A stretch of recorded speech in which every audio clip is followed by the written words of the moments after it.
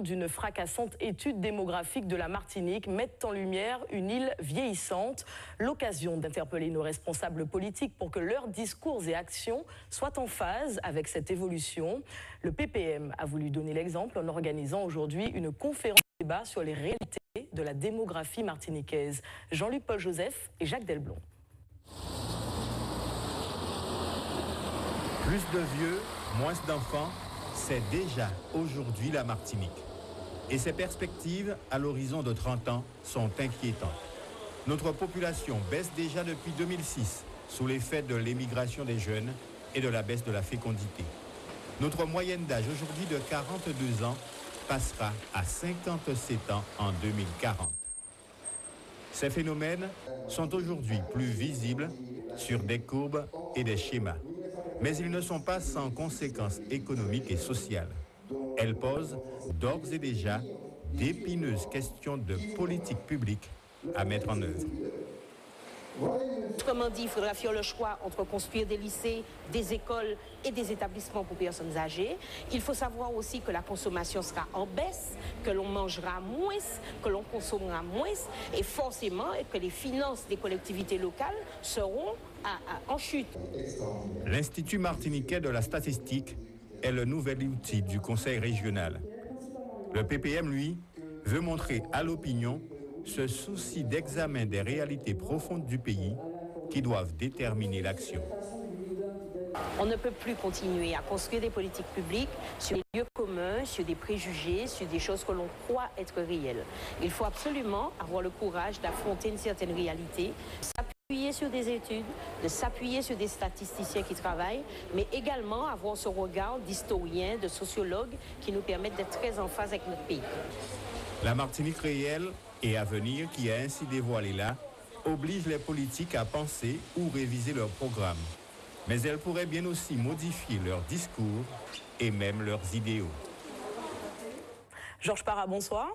Vous êtes le directeur de l'IRSEP, l'Institut régional de la statistique. Alors, l'une des causes de cette évolution démographique est entre autres le bumidum. Au départ, il était question d'émigration de travail, et puis elle est devenue une migration de peuplement, très clairement.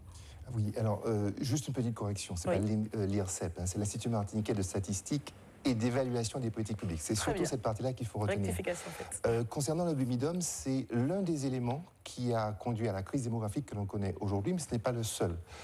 Ce qui a été montré ce matin, c'est à travers l'histoire du bumidum, comment est-ce que les politiques publiques nationales avaient cherché à traiter le problème du développement économique de l'outre-mer. Bon, aujourd'hui, les outre-mer ont une question démographique qui est extrêmement complexe à gérer. Le bumidum, il est loin. Mais il a peut-être engendré la situation qu'on connaît aujourd'hui. Il a contribué à engendrer cette situation, effectivement.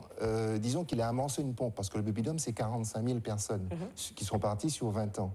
La population martiniquaise qui a émigré en métropole, en parlant uniquement des natifs, on ne parle même pas de leurs enfants et de leurs petits-enfants, c'est pratiquement 120 000 personnes. Donc ça dépasse très largement le cadre du bumidum. Le bumidum a donné une impulsion et ensuite, par la force des choses, la population a continué à migrer. Effectivement, vous le disiez, ils sont partis, ils ont fait des enfants, mais ils les ont fait dans l'Hexagone. Et aujourd'hui, les personnes qui reviennent, finalement, les Martiniquais qui reviennent au pays, sont des seniors, en quelque sorte. Voilà, alors il y a une idée reçue qu'il faut absolument combattre. Les Martiniquais qui se sont installés, qui ont fait leur vie en métropole, ne reviennent pas. Ils ont des conditions d'existence qui sont, pour la plupart, meilleures que celles qu'ils pourraient avoir ici, donc ils ne reviennent pas. Ceux qui reviennent, ce sont essentiellement les migrants les plus âgés, ceux des premières générations, qui ne souhaitent pas forcément revenir pour vivre à la Martinique, mais un certain nombre d'entre eux disent qu'ils sont martiniquais, ils se sentent martiniquais, et après 30, 40, 50 ans, ils souhaitent rentrer chez eux pour mourir. Bon, c'est pas très sympathique, mais c'est souvent le cas. Et puis, parmi les personnes âgées qui arrivent à la Martinique, il y a un certain nombre de non-martiniquais qui viennent passer une partie de leur retraite, généralement les mois d'hiver en Europe, parce qu'ils ont les moyens de le faire et qu'ils disposent dans ces conditions-là de conditions de vie qui sont plus agréables que celles qu'ils pourraient avoir en métropole. Alors, diverses études, dont une récente de l'INED, montraient que nos cerveaux s'en allaient vers l'Hexagone, c'est-à-dire nos jeunes. Est-ce que ça continue encore aujourd'hui? Est-ce que nos politiques ont les moyens d'enrayer cette situation? Alors, ce qu'il faut bien comprendre, c'est que cette étude qui s'appelle Migration, famille et vieillissement a mis en exergue une problématique qui est extrêmement compliquée à résoudre.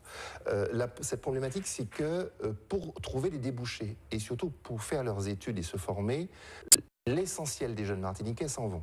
Et ceux qui restent sont généralement ceux qui sont le moins capables d'atteindre des niveaux de formation supérieure. Ça, c'est une première chose. La difficulté vient de ce que, quand ils partent et qu'ils s'installent à la métropole, nos meilleurs étudiants, ce sont déjà les meilleurs qui sont partis, mais les meilleurs des meilleurs restent là-bas et ont des propositions de vie, de travail qui leur sont offertes au même titre que leurs collègues de métropole, tout simplement parce que nous avons de très bons étudiants qui ont d'excellents résultats et les entreprises aujourd'hui, nationales ou internationales, privilégient justement la qualité de la formation. Alors vous faites une proposition claire, très concrète, qui peut surprendre, inciter la population haïtienne à venir en masse chez nous. Je vous vois sourire. Oui, je souris parce qu'en fait, c'était une boutade. On n'a malheureusement pas le temps sur le plateau de montrer en fait ce que sont les pyramides des âges, mais il y a très clairement, alors initié par le Bumidum, mais comme je le disais, ça a continué, une saignée de la population martiniquaise à des âges qui sont entre 19 et 32 ans à peu près. Il faut combler cette saignée et on n'arrivera pas à le faire en espérant que les migrants de Martinique reviennent. Donc il faut trouver une population ailleurs. Donc je faisais une proposition parmi d'autres à l'époque sous forme de boutade, mais il semble que l'idée fasse son chemin, de profiter de ce malheur qui est arrivé en fait à Haïti avec le tremblement de terre, pour garder avec nous, garder chez nous et nous aider à nous développer les meilleurs de ces étudiants haïtiens qui sont en formation à l'Université des Antilles-Guyane et qui obtiennent des résultats souvent très supérieurs à nos propres étudiants. Merci beaucoup, Georges Parra, pour toutes ces précisions. Je vous en prie. Vous vous souvenez